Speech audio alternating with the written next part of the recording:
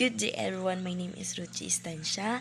I am the member of Group 8 in the title of Global Citizenship. So, before we start my discussion, I want to show you about the intended learning objective.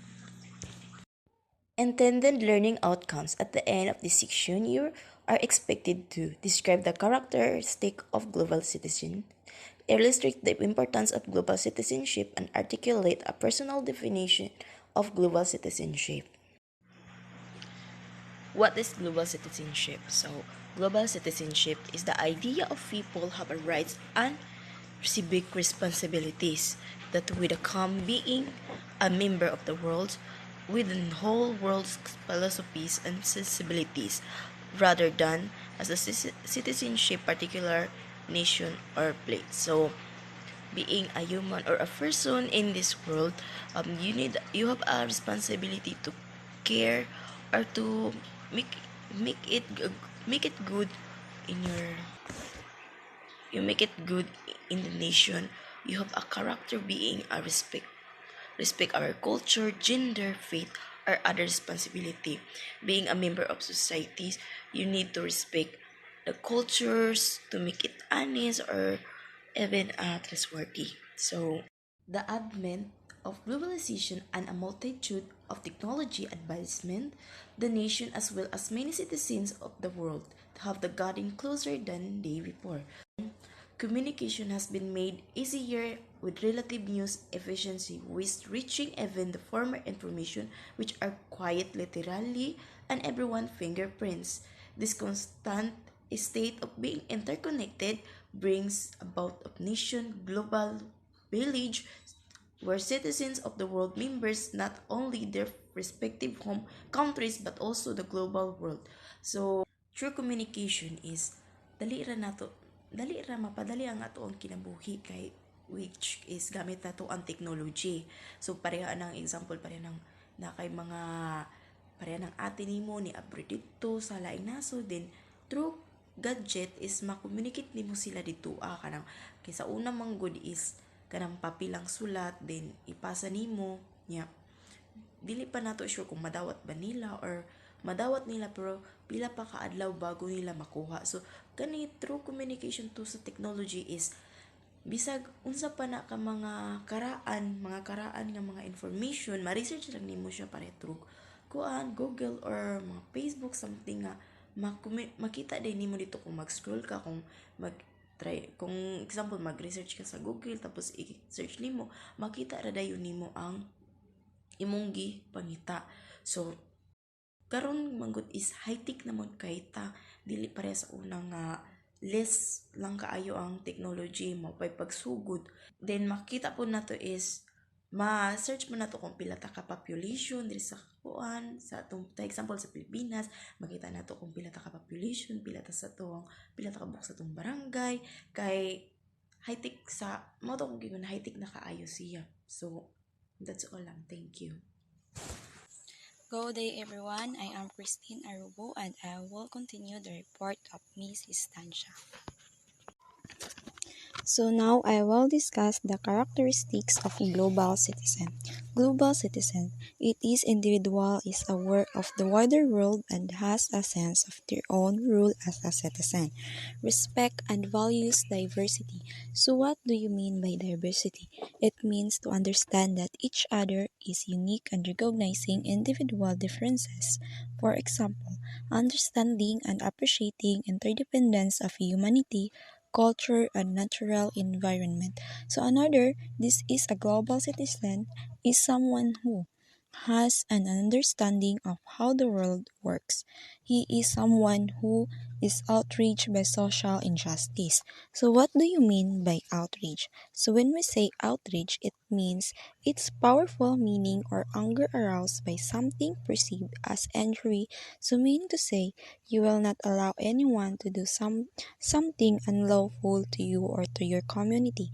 The next one is someone who participates in the community at a range of levels from the local to global, and then someone who is willing to act and to make a world a more equitable and sustainable place.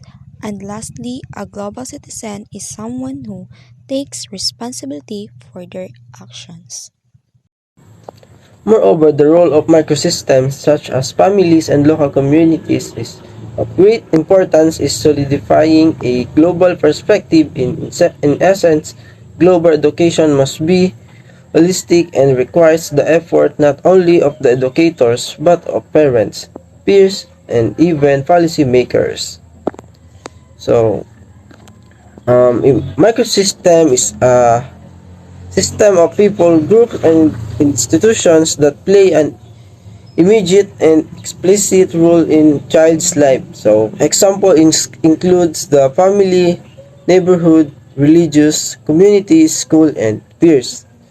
So, ang microsystem is ano siya no, system of people or groups and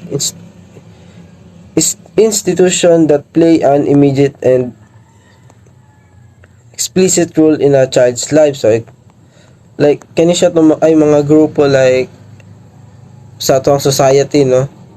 Nga na mga groups or para mahibalan sa ato ang local communities and this isa po ni sa important sa to in solidifying a global perspective. Alright po guys, salamat. Engaging with people of different nationalities with this attribute will be beneficial for the rest of humanity in the long run, since an individual is not only confined to the pursuit of personal interest, but also conscious about the lives, desires, and needs of other individuals, hailing from other cultures. It's a fact that some of the world's resources are running scarce due to the persistent demands of human consumption. Being able to peacefully coexist with one another with a shared global perspective in mind can enable individuals to efficiently distribute and consume resources without the need for coercion. So, in this paragraph, engaging with people from different countries who have these qualities will be good for everyone in the long run. Kaya, individuals is wala lang sila nakafocus ilang kaugalingong interest, but also nag-care po sila about sa lives, desires, o kanang mga kailangan sa mga tao from the other country.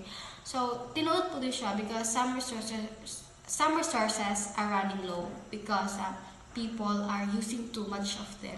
So, being able to makalive peacefully with others while thinking world as a whole can help us share and use resources more efficient. So next, sumpay lang siya, no? So, global citizens have a great understanding of the truth that for the global society to survive, one must do away with myopic and self-centered ideas and must rather take into great consideration the needs of others individuals. So this paragraph talks about how important it is for people who care about the global citizens to think about others instead of themselves.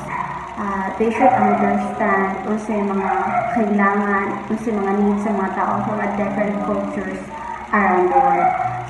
So in any nga pamaagi, everyone can live peacefully together and share resources without fighting and forcing na mahitabo each other to do something. So it is very important because some resources sa akong naiwan ka ganyan na running out of use because of too much using sa mga tao. So we need to work together and share responsibly. Good day everyone, I am Alcris Barete and I am the next reporter. Indeed, in this area of interconnectivity between and among human beings, a global perspective is necessary, as the means of communication and the degree of technology concurrently take higher ground. So must the mindset of individuals living in a relatively same ecosystem, assisting and sharing nearly the same resources and facilitating relatively similar threats challenging to human existence, be it natural or artificial, global citizens know that humankind must acquire symbiotic relationship with one another for the entire human species, human culture to survive. So sa panahon jud karon ay importante jud ang interconnectivity sa mga tao ug importante po ang kahibaw sa pagdaigdigang perspective. While gakontinyo ang pag-unlad sa mga tao gamit ang mga teknolohiya, mas mas kailangang ilawak nila ang understanding matag individual sa parehong lugar na ilang gipuy-an. While naga-share sila og same resources, alam na mga global citizen na kailangan magkaroon ng symbiotic na relasyon ang sangkatawan upang mabuhay at magpatuloy sa buong species at kultura ng tao.